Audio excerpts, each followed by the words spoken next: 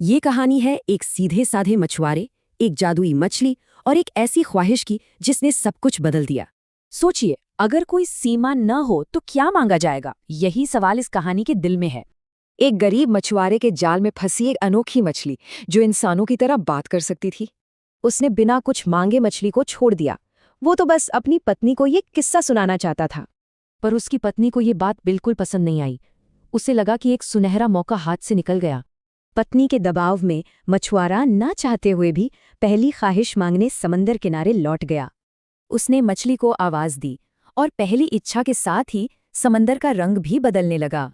खुशी तो मिली, पर बस कुछ ही देर के लिए, क्योंकि अब लालच का सिलसिला शुरू हो चुका था। जल्द ही वो खूबसूरत घर भी छोटा लगने लगा। अब उसकी पत्नी को रानी बनना था। मछुआरा फिर से समंदर के पास गया। इस बार इच्छा और बड़ी थी और समंदर का गुस्सा भी। और झट से इच्छा पूरी हो गई। पत्नी अब रानी थी।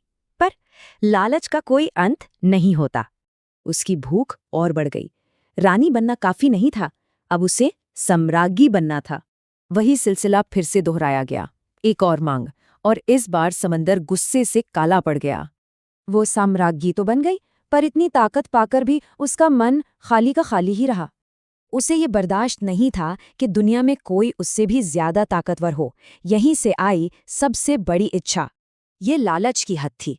अब उसे पद या महल नहीं, बल्कि भगवान बनने की ताकत चाहिए थी। मछुआरे ने डरते डरते आखिरी इच्छा बताई और समंदर मानो गुस्से में पागल हो गया।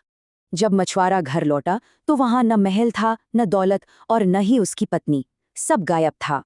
मछुआरे का टूटा दिल देख मछली को दया आ गई। उसने एक आखिरी इच्छा मांगने को कहा।